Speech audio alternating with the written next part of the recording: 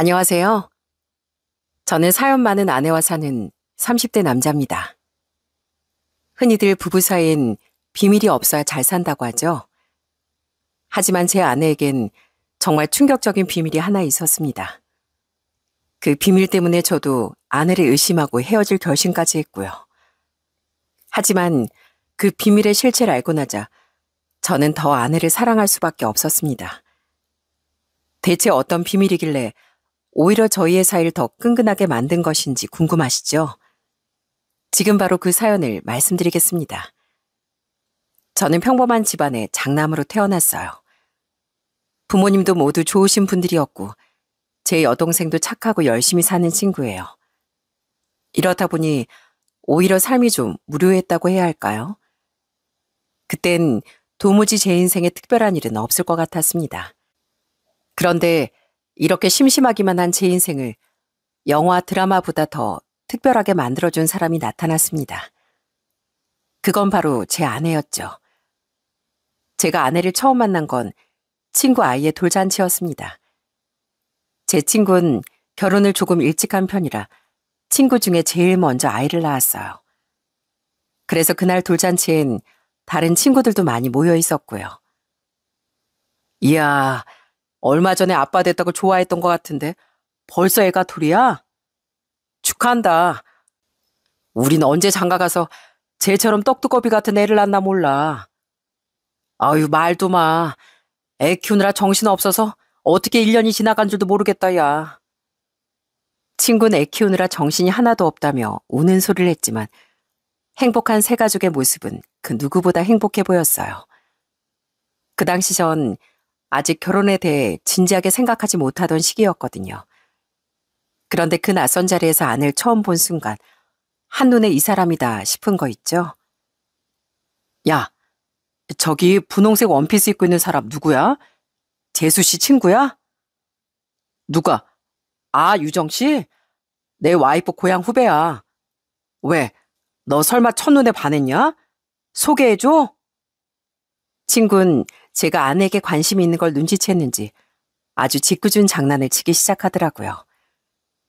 갑자기 소개해주겠다며 절 아내 쪽으로 확 밀어버린 거죠. 덕분에 아내와 부딪힌 전 초면에 연신 사과를 해야 했습니다. 죄송합니다. 어디 다친 데는 없으세요? 아, 제가 애 아빠가 돼서 신났는지 자꾸 장난을 치네요. 전 괜찮은데 그쪽이야말로 괜찮으세요? 손에 음식 양념 다 묻으셨어요.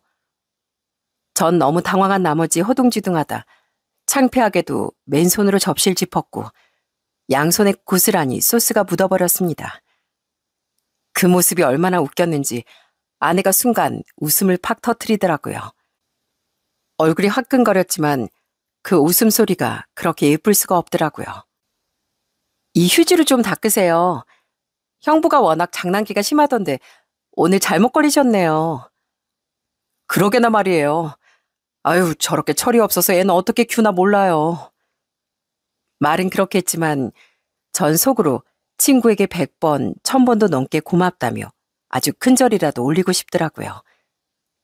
그렇게 억지로라도 아내와 마주하게 된 순간이 제 인생에서 가장 특별한 인연의 시작이었으니까요. 그날 돌잔치에서 인연으로 전 아내와 연락처를 주고받게 되었고 몇 번의 만남 끝에 연인 사이가 되었습니다. 결혼 전 대기업 식품개발팀에서 일하고 있었고 아내는 간호조무사였어요. 사람들이 간호사도 아니고 왜 간호조무사에 만족하냐고 하는데 난 지금 내 직업이 좋아. 내 직업도 병원에 꼭 필요한 일이고 나름대로 자긍심도 있거든. 저도 처음엔 공부를 조금 더 해서 간호사가 된 게 낫지 않나 생각한 적도 있습니다. 하지만 결혼을 준비하면서 처가댁의 형편을 듣고 나니 아내가 왜 간호조무사를 선택했는지 알게 되었어요. 처가댁의 형편은 경제적으로 여유가 있는 상황이 아니었고 아내는 대학 진학 대신 빠르게 취업 전선에 뛰어들어 집안의 보탬이 되고자 한 것이었죠. 학비며 생활비를 감당하기 어려운 상황에서 길고 힘든 간호사 가정보단 비교적 짧게 자격을 딸 수 있는 간호조무사가 현실적인 선택이었던 거죠. 그래, 나도 당신 직업이 자랑스럽고 멋지다고 생각해. 누가 당신 직업 가지고 뭐라 하는 사람 있으면 다 데려와. 내가 혼내줄 테니까. 하지만 뜻밖에도 제가 절대 혼낼 수 없는 사람이 아내의 직업에 반감을 품고 있었어요. 그건 바로 제 어머니였습니다. 어머니는 예비 처가의 경제적 상황과 아내의 직업을 들으시고 노발대발하시며 완강하게 결혼을 반대하셨습니다. 내가 너를 어떻게 키웠는데 그런 집안에 장가 가겠다는 거야? 너 명문대 나와서 대기업까지 다니면서 그렇게 계산이 안 서니? 너 정도 조건이면 좋은 안경에서 잘 자란 아가씨들이 줄을 설 텐데 네가 뭐가 아쉬워서 그런 가난한 집안에 겨우 간호조무사 결혼하겠다는 거야? 내 눈에 흙이 들어가도 허락 못한다. 어머니, 제발 그 사람 딱 한 번만 만나보세요. 그럼 생각이 바뀔 거예요. 유정이가 얼마나 착하고 좋은 사람인데요. 오히려 저에게 과분한 여자라고요. 과분? 과분 같은 소리 하고 있네. 그 여자 아버지가 심지어 휠체어까지 탄다며? 엄만 식당에서 서빙이나 하고. 결혼이 애들 장난이야? 결혼은 너희들 좋다고만 되는 게 아니야. 예비 장인어른은 원래 화물차 운전을 하셨는데 빗길에 차 사고가 크게 나는 바람에 휠체어를 타고 계셨습니다. 때문에 생계 책임지셔야 했던 장모님은 식당에서 종일 홀서빙을 하고 계셨고요. 이것 또한 저희 어머니가 결혼을 반대하시는 이유 중 하나였습니다. 어떻게든 제 선에서 어머니를 설득하고 싶었지만 너무나 완강하게 버티시는 바람에 결국 아내도 이 사실을 알게 되었어요. 오빠, 그러면 내가 어머니 만나볼게. 안 만나주시면 만나주실 때까지 기다려야지 뭐. 나 어머님 딱 한 번만 만나뵈면 나에 대해서 오해하고 계시는 부분들 다 설명해 드릴 수 있어. 나도 어머니가 유정이가 어떤 사람인지 아시면 당장 결혼하라며 찬성하실 거 알아. 미안해. 괜히 우리 어머니 때문에 마음고생하게 해서. 내가 무슨 수를 써서라도 어머니 마음 꼭 돌려볼게. 아내도 그렇고 장인 장모님도 정말 좋은 분들이었거든요. 그런데 단지 경제적 상황이 여유롭지 않다는 점만 보고 만나볼 생각조차 안 하시는 게 너무나 속상했습니다. 장인 장모님도 저희 집에서 결혼을 반대하는 걸 아시곤 오히려 제게 미안해하셨어요. 정서방, 우리 때문에 부모님과 사이만 나빠지는 거 아니야? 내가 정말 미안하네. 우리가 사돈 어르신 입장이었어도 이렇게 잘 키운 아들이 가난한 집에 장가 간다고 하면 속상했을 거야. 그러니 자네도 부모님과 싸우지 말고 마음 열어주실 때까지 기다려보게나. 장인 장모님도 속상하셨을 텐데 되려 제 마음을 이해해 주시고 저희 집에서 마음을 여실 때까지 기다려주겠다고 하셨습니다. 아내도 날마다 저희 집에 찾아가 대문 앞에서 어머니가 문을 열어주실 때까지 기다리고 또 기다렸고요. 어머님, 제가 많이 부족한 거 압니다. 하지만 저 정말로 열심히 노력해서 꼭 어머니 마음에 드는 며느리가 될게요. 그러니까 저 딱 한 번만 만나주시면 안 될까요? 하지만 어머니도 문도 열지 않으시고 인터폰으로만 매섭게 소리치셨습니다.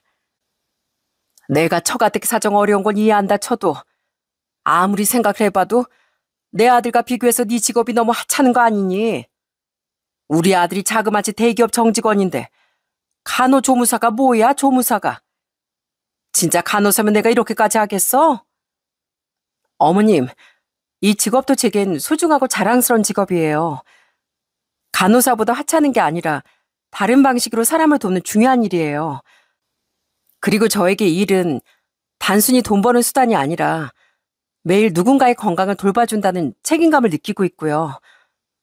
저는 제 일이 세상에서 가장 보람차다고 생각하고 있어요.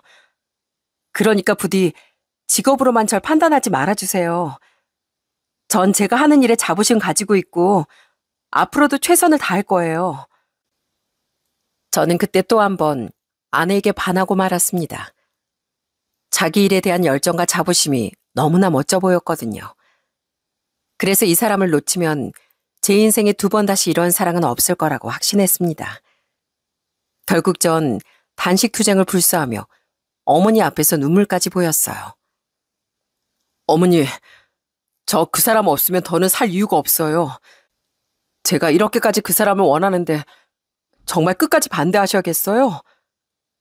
어이구, 이 한심한 놈아. 그 여자가 대체 뭐라고? 다 큰 녀석이 엄마 앞에서 눈물까지 보여. 내가 아들을 잘못 키웠다. 한참을 잘못 키웠어.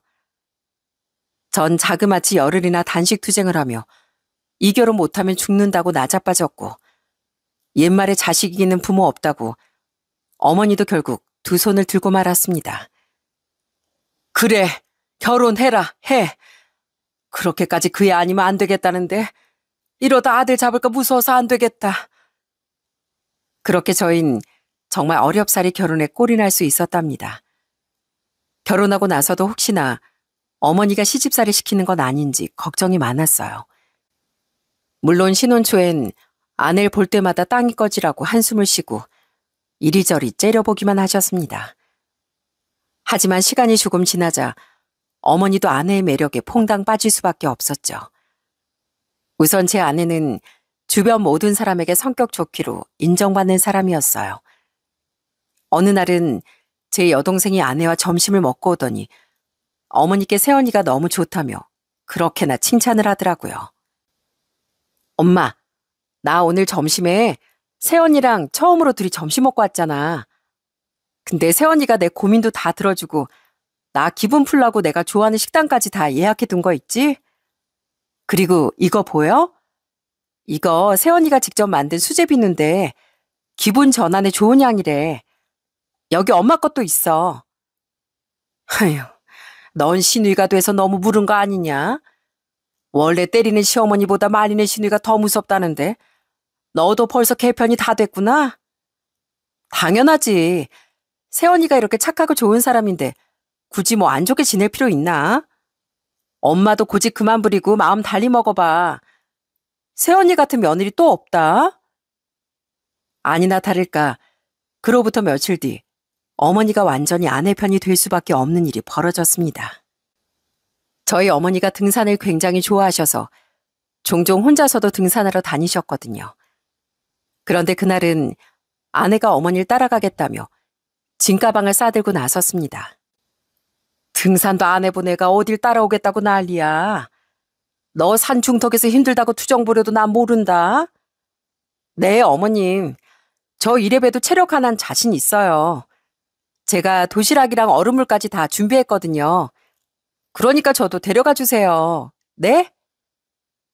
아내는 어머니를 조르고 졸라 결국 같이 등산에 나섰습니다. 전 아직 어색한 두 사람이 잘 다녀올 수 있을지 조금 걱정이었어요. 그런데 한참이 지나 집에 돌아온 두 사람을 보고 그만 기절초풍하는 줄 알았습니다. 아내는 땀범벅이 되어 숨을 헐떡거리고 있었고 어머닌 그런 아내 등에 매달려서 식은 땀을 뻘뻘 흘리고 계셨거든요. 아니 대체 무슨 일이에요?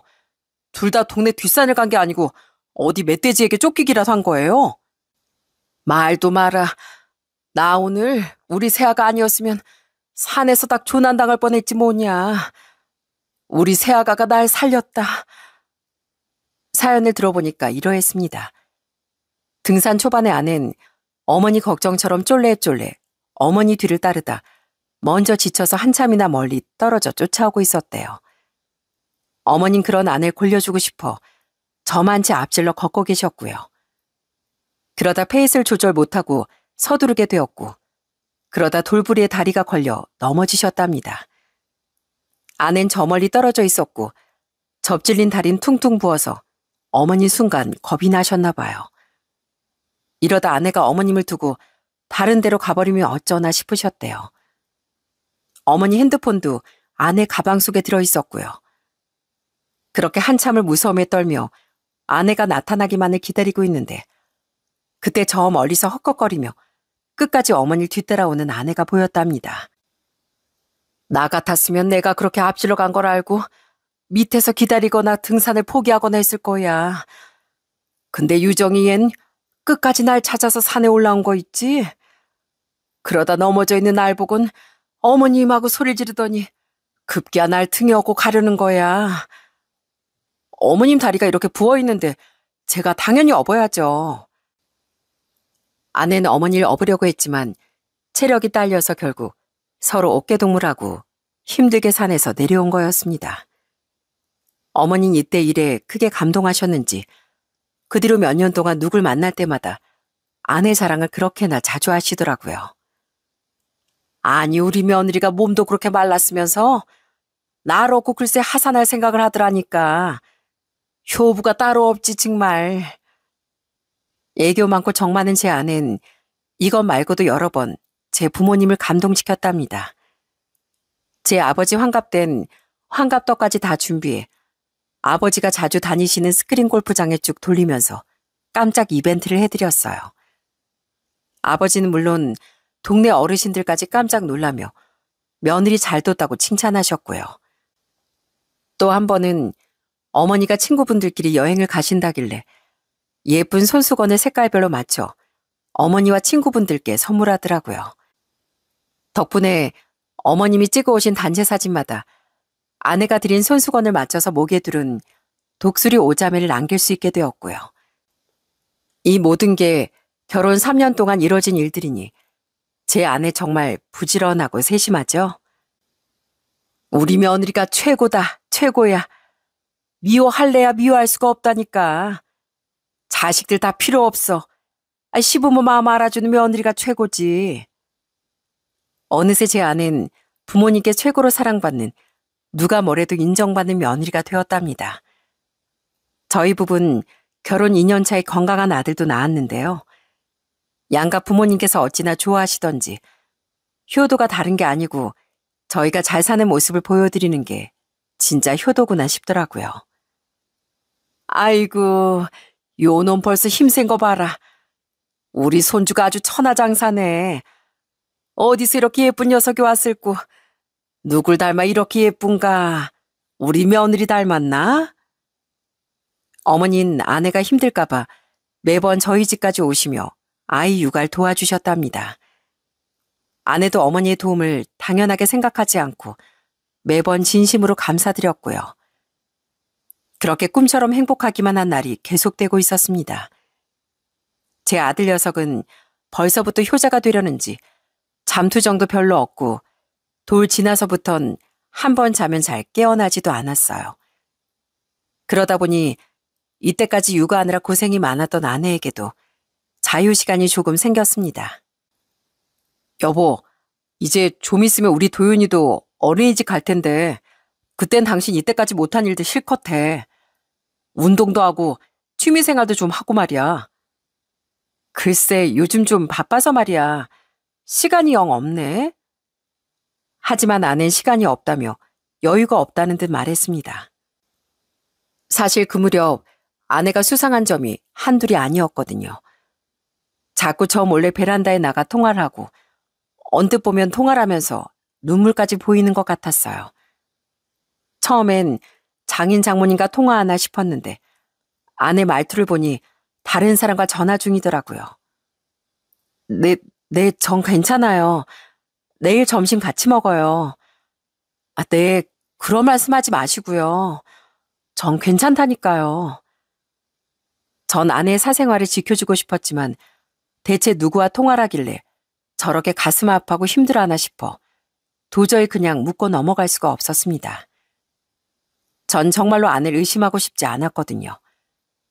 그래서 최대한 조심스럽게 물었습니다.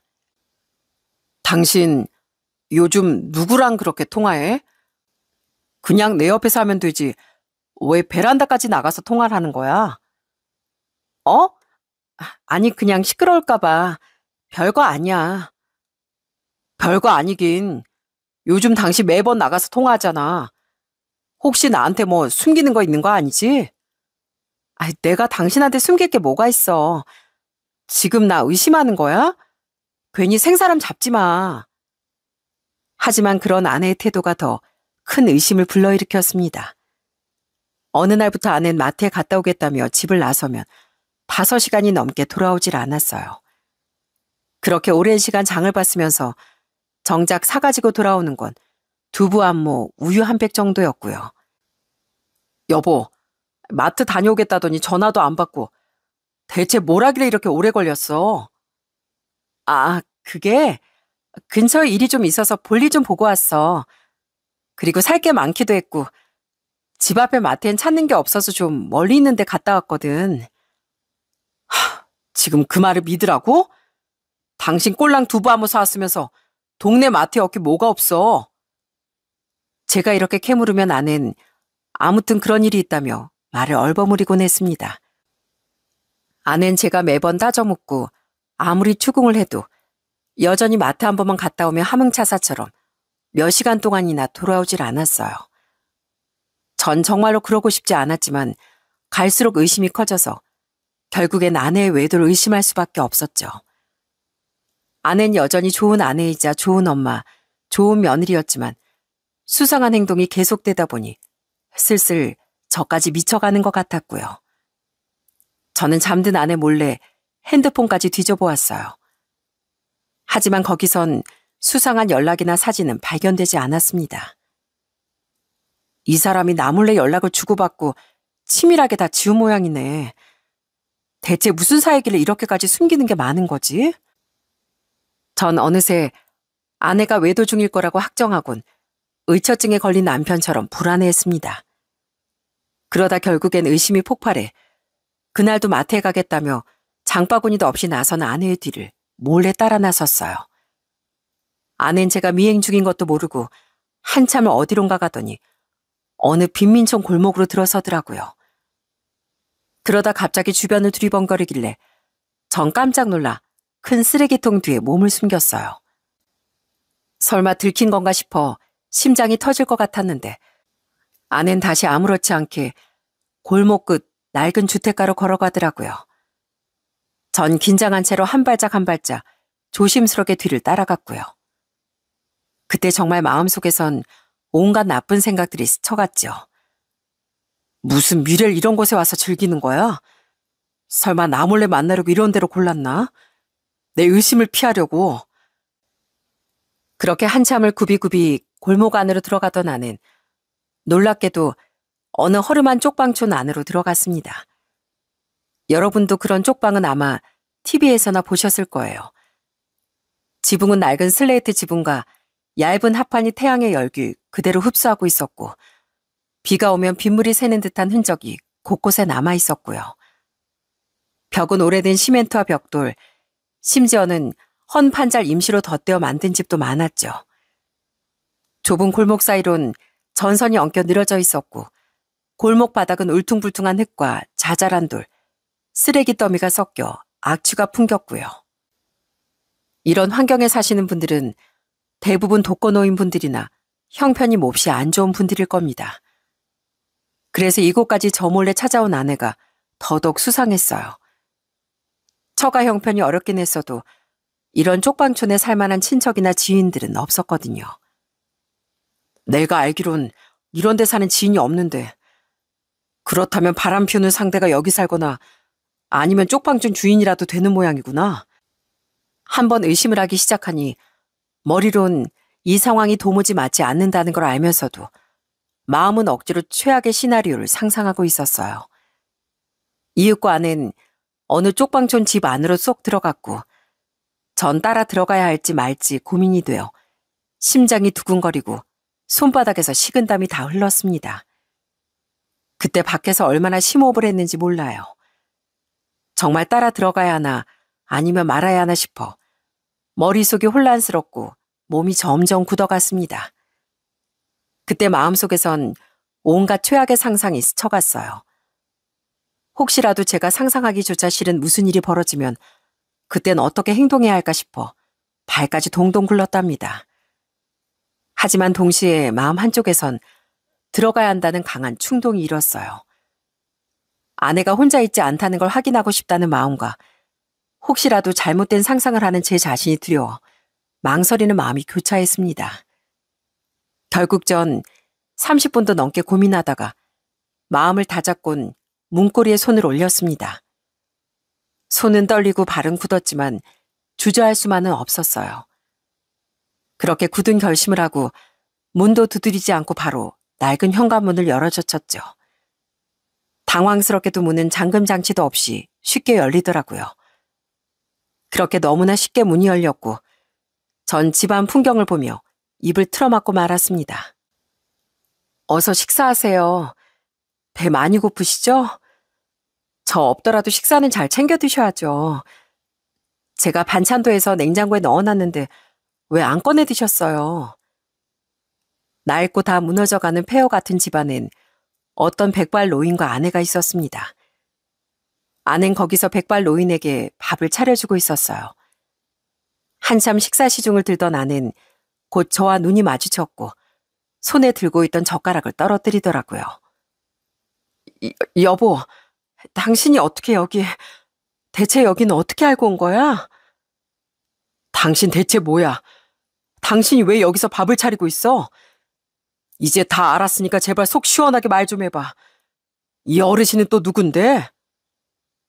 아내 몹시 당황한 듯 손톱까지 물어뜯으며 제 눈치를 보고 있었고 백발 노인은 들고 있던 숟가락을 내려놓곤 땅만 바라보고 계셨습니다. 저는 덜덜 떠는 아내를 계속 추궁했어요. 말해보라고. 당신 마트만 갔다 하면 몇 시간이고 집에 올 생각을 안 하길래 내가 여기까지 따라온 거야. 내가 솔직히 당신이 너무 수상해서 뒤 좀 밟았다고. 그러니까 나한테 이게 무슨 상황인지 당장 설명해. 아는 계속 대답을 못하고 우물쭈물 망설였고 결국엔 그 백발 노인이 먼저 입을 열었습니다. 거기 현관에 서서 그러지 말고 일단 안에 들어와 앉아요. 날이 꽤 추워졌어요. 찬바람 쐬지 말고 들어오시겠나. 어르신 말씀에 결국 전 찜찜한 마음으로 방으로 들어갔습니다. 집 전체엔 겨울인데도 곰팡이 냄새가 가득이라 저도 모르게 얼굴을 찡그렸어요. 70대 초반 정도 돼 보이는 어르신은 제게 먼저 정중하게 인사를 건네셨습니다. 이렇게 만나게 되네요. 얘기 많이 들었습니다. 사실 내가 유정이 애비되는 사람이에요. 많이 놀랐죠? 미리 말 못해서 이거 미안하게 됐습니다. 네? 그게 무슨 말씀이세요? 저희 장인어른은 분명 따로 계신데요. 그러자 어르신은 따뜻한 눈빛으로 아내를 바라봤습니다. 아내는 어르신이 무슨 말씀을 하실 줄 알겠다는 듯 이내 펑펑 울기 시작했어요. 전 그저 당황스러워서 우는 아내를 달래지도 못했습니다. 내가 지은 죄가 너무 많아서 내 존재를 먼저 말할 수가 없었어요. 유정이하고도 오랜 시간 연락이 끊어졌다가 하나밖에 없는 내 딸이 너무 보고 싶어서 염치불구하고 내가 먼저 연락했습니다. 내가 살아생전 우리 딸 얼굴 한 번이라도 꼭 보고 싶어서요. 그런데 착한 우리 딸이 이렇게 아빠를 만나러 와주고 날 보살펴 주기까지 하네요. 전 이게 대체 무슨 말씀이신지 쉽게 받아들일 수가 없더라고요. 처가인 분명 장인어른이 계셨고 아내하고 사이도 여느 부녀 사이처럼 다정했거든요. 장인어른이 휠체어를 타시긴 했지만 늘 따뜻하게 가족들을 챙기시고 아내도 장인어른을 잘 따르고 있었고요. 그런데 지금 눈앞의 어르신은 본인이 아내의 친부라고 말하고 있었어요. 여보, 그동안 말하지 못해서 미안해. 여기 이분이 내 친아버지가 맞아. 사실 우리 부모님 내가 14살 때 이혼하셨거든.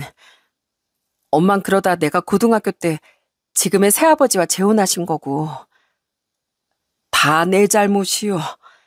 내가 죄인이라 우리 딸이 아직까지도 이렇게 마음고생을 하는 중이니 내가 무슨 면목이 있어서 사위 앞에 당당하게 나타날 수가 있었겠소. 그러면서 아내의 친부는 장모님과 이혼하고 평생 아내 얼굴을 볼 수 없었던 충격적인 사연을 말해주더라고요. 이혼하기 전 처가댁은 더할 나위 없이 행복한 집이었대요. 아내의 친부는 너무나 자상하고 좋은 아빠, 좋은 남편이었고 아내도 당연히 그런 친부를 잘 따랐답니다. 비록 엄마 날 떠나시긴 했지만 우리 아빠는 정말 좋은 분이셨어. 자식이라고 나 하나뿐이어서 엄마 아빠 모두 나만 바라보고 사셨거든. 아낸 그러면서 친부가 얼마나 듬직한 아빠였는지 눈물겨운 눈으로 털어놨습니다. 아내가 중학교에 입학한 지 얼마 안 됐을 무렵 원래 어울려 다니던 친구와 떨어져 사는 곳과 먼 중학교로 배정을 받게 되었대요. 아낸 친구들과 친해지지 못해 혼자 점심을 먹게 되었는데 친아버지가 그 소식을 들으시곤 아내에게 새 친구가 생길 때까지 무려 3개월 동안 매일 학교로 도시락을 싸들고 와서 아내와 점심을 같이 드시기도 하셨답니다. 또 한 번은 집에 강도가 든 적이 있는데 안방에서 자고 있던 장모님과 아내가 놀랄까봐 작은 소리조차 내지 않고 혼자 맨몸으로 강도와 싸운 적도 있으시고요. 아내에게 친부는 언제나 듬직하고 항상 기댈 수 있는 튼튼한 나무였던 거죠. 대체 그렇게 잘 지내셨으면서 왜 장모님과 아내를 떠나신 거예요? 대체 무슨 잘못을 저지르셨길래 제겐 존재마저 숨기신 거고요? 내 입으로 말하기도 정말 수치스럽습니다. 사실 내가 다른 여자에게 마음을 주고 말았어요. 외도를 한 거죠. 난 정말로 아내와 딸을 사랑했지만 그땐 악마에게 영혼이라도 뺏긴 듯 다른 여자에게 완전히 홀리고 말았어요. 난 아내에게 이혼을 강요하고 곧바로 집을 나와버렸고요. 그리고 이혼하고 얼마 지나지 않아 덜컥 재혼까지 해버렸네요. 그렇게나 좋은 아버지였다는 어르신은 다른 여자에게 홀려 바람을 피우셨고 장모님과 아내는 멀쩡한 남편 아빠일 일은 그야말로 낙동강 오리알 신세가 되어버린 겁니다. 아빠가 그렇게 떠나고 나도 한동안 배신감이 너무 커서 다시는 아빠를 만나지 않으려고 했어. 그때 아빠가 너무 밉고 원망스러웠거든. 나와 엄마를 버리고 갔으면서 그런 모습으로 돌아올 줄은 상상도 못했으니까. 미안하다, 유정아. 정말 미안하다. 친부가 떠나고 힘들게 아내를 키우던 장모님은 다행히 지금의 장인어른을 만나 재혼하게 되셨고 다시 행복한 가정을 꾸릴 수 있었답니다. 아는 장모님께 말은 안 했지만 자라는 내내 마음속으로 친부를 원망하고 또 원망했대요. 하지만 새아버지가 너무 좋으셨고 장모님도 행복해 하시는 걸 아니까 아무에게 내색하지 못하고 혼자 그 마음을 사귀고 있던 거죠. 울지 마요, 아빠. 아무튼 나도 평생 아빠를 만날 일이 없을 줄 알았어. 근데 몇 달 전에 갑자기 모르는 번호로 연락이 왔어. 목소리를 듣자마자 아빠인 걸 알고 끊으려고 했는데 아빠가 내게 말씀도 못하실 만큼 울고 계셨어. 내가 너무 보고 싶다면서. 사실은 말기암에 걸려서 살 날이 얼마 남지 않았다면서. 너무나 애석하게도 뒤늦게 연락이 온 아내의 친부는 이미 손쓸 수 없을 정도로 전신에 암세포가 퍼져 있었답니다. 장모님과 아내를 버리고 선택했던 여잔 이미 오래전에 어르신의 재산을 다 가로채 떠나버렸고 어르신께 남은 건 언제 쓰러질지 모르는 병든 몸뿐이었습니다. 아빤 모든 치료를 포기하시고 여기 쪽방에서 혼자 지내고 계셨어. 내가 아무리 병원에 가자고 화를 내도 눈물로 부탁드려도 계속 고집이셔. 난 마지막으로 내 딸 얼굴을 보고 이렇게 마주 앉아 밥 한 끼 먹은 거로도 충분하다. 나 같은 죄인이 치료는 무슨 치료야. 난 계속 참회해야 돼. 이게 다 내가 뿌린 죄악의 씨앗이니까. 아내의 친부는 이미 호스피스에 들어가고도 남을 몸 상태였지만 모든 걸 거부하고 그저 세상을 떠날 날만 기다리고 계신 모양이었습니다. 친아버지 원망하는 마음이 컸지만 어릴 적 그토록 사랑했던 아버지의 모습을 기억하고 있던 아는 결국 친부를 용서했고 그때부터 자주 여기 쪽방촌에 들려 식사를 챙겨드리고 있던 거죠. 전 그것도 모르고 아내를 의심만 하고 있었네요. 전 아내 앞에 바로 무릎을 꿇었습니다. 여보, 당신을 의심해서 정말 미안해. 당신같이 착한 사람 마음을 의심한 내가 너무 부끄러워. 아니야. 내가 당신한테 뭐 하나 속 시원하게 말해주지 못했잖아. 내가 미안해.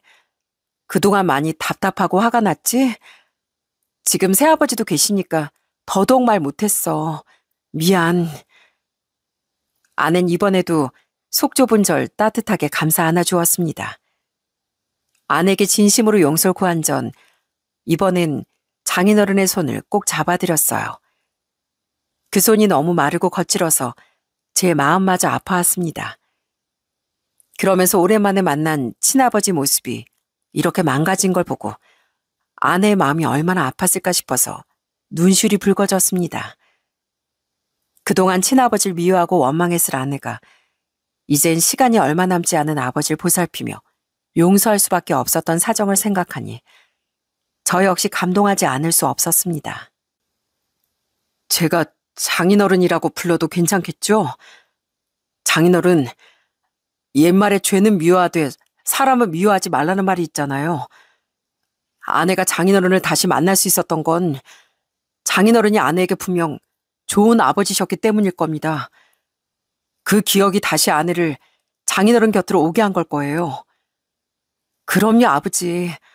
전 언제나 아빠만을 위해 하늘에 기도드리고 있어요. 전 이미 오래전에 아빠를 다 용서한걸요. 평소 신앙심이 깊은 아내는 진심으로 매일 친아버지를 위한 기도를 올렸답니다. 부디 아버지가 아버지 스스로를 용서하시길, 죄책감보단 남은 시간 동안 편안하게 마음을 놓으시길 바라는 마음에서였을 거예요. 그래서 치료도 거부하시는 친아버지를 돌보고 매 끼니 밥을 차리고 혹시 날이 추워지는데 건강이라도 더 상하게 될까봐 매번 들여다봤겠죠. 우리 착한 딸, 고맙다. 못난 이 아버지를 용서해줘서. 내가 우리 유정이에게 너무나 큰 상처를 줬는데 그런데도 날 용서해줬어요. 내가 더 좋은 아빠가 될 수 있었는데 우리 딸은 매번 내가 좋은 아빠가 될 기회를 줬는데 내가 그러지 못했어요. 그래서 이렇게 천벌을 받나 봅니다. 장인어른 울지 마세요. 지난 일이 이미 모두 저희 손을 떠났잖아요. 이제 앞으로 유정이와 저에게 효도받으시면서 건강하게만 계셔주세요. 그날 이후로 저도 아내와 함께 자주 장인어른 댁을 찾았습니다. 날이 갈수록 추워지길래 보일러도 수리해드리고 거동이 조금 불편하신 것 같아 제가 목욕도 도와드렸어요. 아무래도 딸인 아내보다 사이가 더 편하실 것 같았거든요. 장인어른, 시원하세요? 그동안 등 밀어줄 사람도 없어서 답답하셨죠? 저랑 이렇게 자주 사우나도 오고 나중에 건강해지시면 막걸리도 드시러 가셔야죠. 고맙네. 우리 딸도 최고지만 우리 사이가 있어서 내가 마음이 한결 가벼워졌어. 지금처럼만 우리 딸 잘 부탁하네. 전 친아들처럼 장인어른의 말동무도 해드리고 가끔 답답해하시면 제가 업어서라도 동네 산책도 함께 했습니다. 그러다 얼마 지나지 않아 장인어른의 상태가 더 안 좋아지셔서 저는 장인어른을 저희 집으로 모셨어요. 끝까지 병원 가는 건 거부하셨거든요. 전 거실에 푹신하게 이불을 깔고 장인어른을 눕혀드렸습니다. 그리고 그 옆에 누웠어요. 장인어른, 오늘 유정이하고 제 곁에서 주무시는 거 괜찮으시죠? 저 잠버릇 고약하다고 막 싫어하시면 안 돼요. 아유, 싫어하긴. 딸하고 사이가 이렇게 호강시켜주니 도리어 감사하지. 이렇게 곁에 있어주니 아주 마음이 놓이네. 오늘은 정말 잠이 잘 올 것 같아. 장인어른은 정말 편안하고 행복한 얼굴로 이내 잠이 드셨습니다. 전 그런 장인어른의 마른 손을 꼭 붙잡았어요. 남은 시간이 길지 않다는 건 알지만 부디 그 시간 동안 오래오래 아내와 제 곁에 계셔주길 간절히 기도했습니다. 그렇게 장인어른은 저희 집에 머문 지 사흘째 되던 아침 행복한 미소를 지으시며 홀로 먼 길을 떠나셨습니다.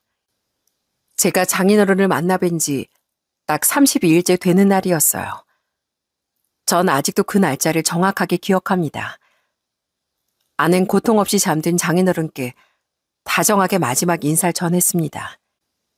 아빠, 부디 거기선 아무 죄책감 없이 아프지 말고 행복하게만 지내세요. 전 오래오래 아빠가 사랑했던 가족들 곁에 머물다 갈게요. 그때 또다시 만나요. 사랑해요, 아빠. 잘 가요. 저흰 그렇게 눈물로 장인어른의 장례식을 치러드렸답니다. 이 소식을 장모님께 어떻게 말씀드려야 할진 고민이 많았어요. 장모님께는 장인어른이 아직도 고통스러운 기억일지도 모르니까요. 그러다 아내가 결단을 내렸습니다. 아무래도 엄마에게도 말씀드려야 할 것 같아. 아버진 끝까지 엄마 나에게 사과하고 싶어 하셨어. 난 아빠에게 사과를 받았지만 엄만 그러지 못하셨잖아. 이제라도 엄마 아빠 두 분 마음의 짐을 덜어드리는 게 맞는 것 같아. 저는 그 순간 아내가 정말로 어른스럽고 존경스러웠습니다. 저라면 쉽게 그런 결단을 내리지 못했을 거예요. 어쩌면 용기가 안 났다고 해야 할까요?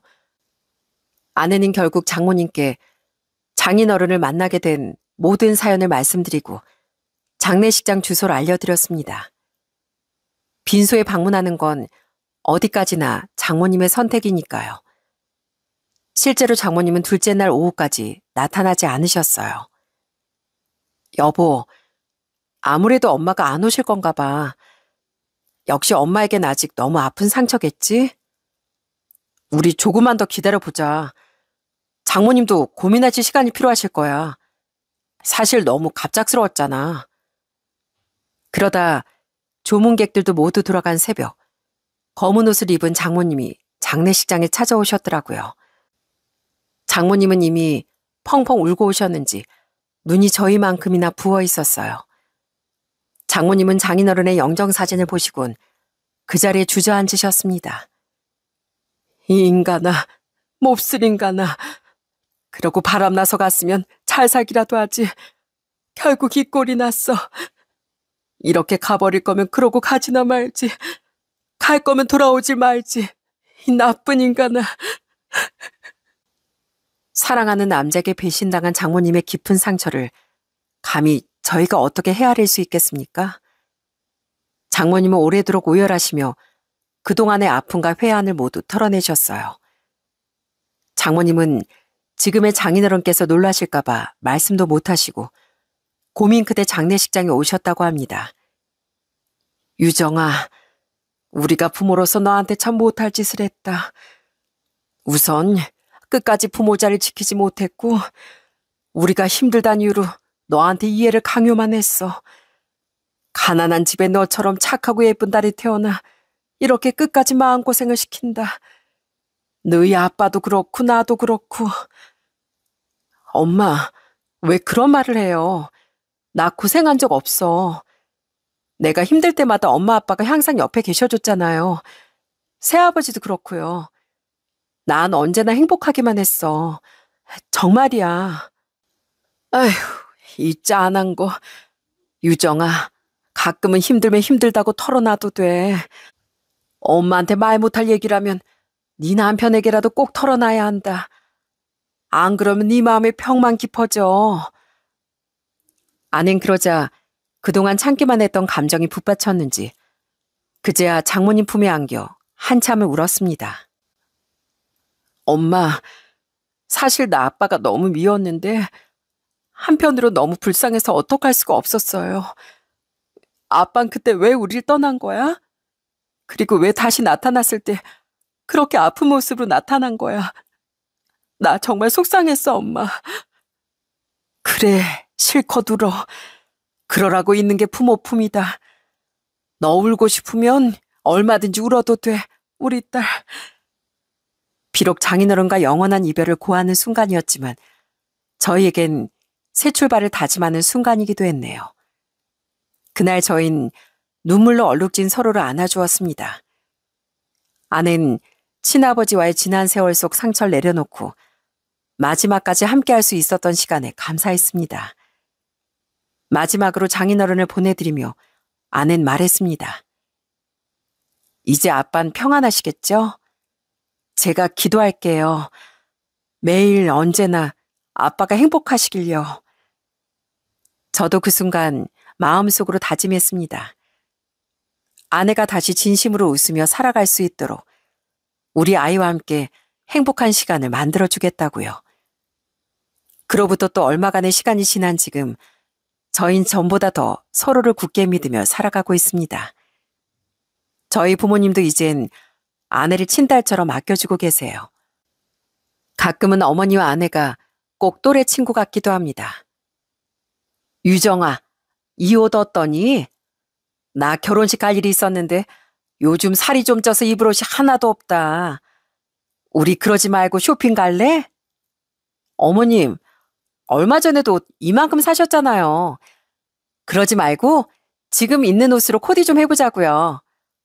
어머님은 다리가 예쁘시니까, 이 치마는 어떠세요? 지금 입고 계신 자켓은 상체가 좀 부해 보이는데 이 옷이 낫겠어요. 진짜? 이 치마가 낫겠어? 우리 며느리 안목인데 믿어야지. 이거 입고 나갔는데 예쁘다는 소리 안 들으면 너 데리고 쇼핑 10번 갈 거야. 각오해 너. 가끔은 둘이 친구인지 고부 사이인지 헷갈릴 때가 있을 정도랍니다. 물론 저도 처가에 가서 철없는 막내 아들처럼 굴기도 하고요. 지금 장인어른께서 휠체어를 타시다 보니 멀리 나가기 불편해 하시는데 저와는 어디 나갈 때마다 든든하다고 좋아하시거든요. 자네 장모님 힘이 없어서 휠체어를 제대로 밀지도 못한다니까. 근데 이렇게 정서방 오면 아주 시원하게 쌩쌩 달리니까 내 속이 뻥 뚫리는 것 같아. 정말요? 장인어른, 그러면 저 조금 더 빨리 달립니다. 무섭다고 멈추러 가시면 안 돼요. 이젠 이렇게 짓궂은 장난을 칠 정도로 아주 막역한 사이가 되었네요. 새 장인어른께선 가족들에게 참 다정하신 분이라 제가 아들처럼 이렇게 장난을 쳐도 늘 웃어주곤 하세요.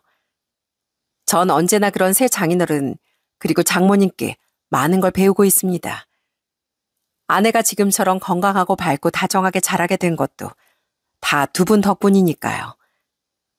제 아이도 아내의 장점을 닮아 아내만큼이나 좋은 사람으로 자라게 되겠죠? 저 역시 아내를 보며 많은 걸 배우고 성장하고 있으니까요. 여보, 거기서 뭐 하고 있어? 오늘 어머님 아버님하고 볼링 점수 내기했단 말이야. 오늘은 기필코 우리가 이겨야 돼. 알겠지? 알겠어. 나만 믿어. 내가 올린 볼링핀 다 쓸어버리고 말 테니까. 이제 아내와 전 함께 보내는 소소한 일상 속에서 큰 행복을 찾습니다. 늘 반복되는 일상이지만 그 속에서 서로가 얼마나 소중한 존재인지 깨닫고 있거든요.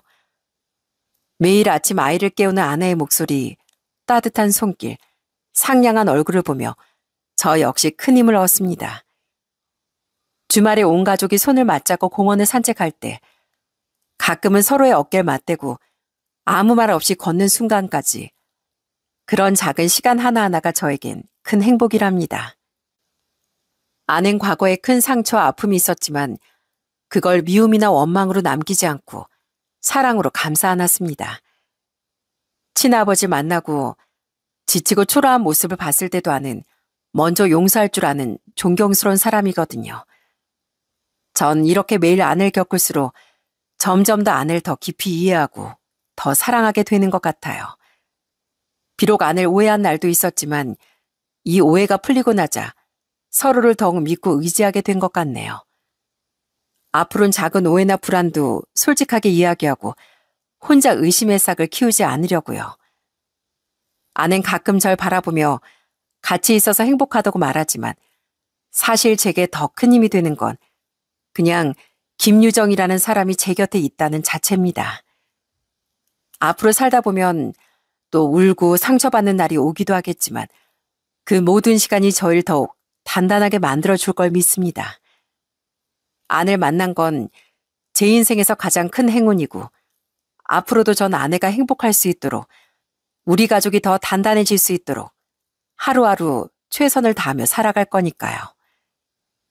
마지막으로 하늘에 계신 장인어른, 지금은 마음 편안하게 잘 지내고 계시겠죠? 저희도 너무나 잘 지내고 있습니다. 이제 아무도 장인어른을 원망하지 않아요. 그러니까 부디 마음 내려놓으시고 즐겁게 지내시다가 먼 훗날 다시 만나길 바라고 있겠습니다. 삶은 언제나 완벽하지 않지만 사랑하는 사람과 함께라면 어떤 어려움도 버틸 수 있다는 걸 저는 매일 아내에게 배우고 있답니다. 장인어른께서도 저희를 믿고 지켜봐 주실 거라 믿으며 저흰 오늘도 그리고 내일도 행복하게 잘 살아가겠습니다. 사연 들어주셔서 정말 감사합니다.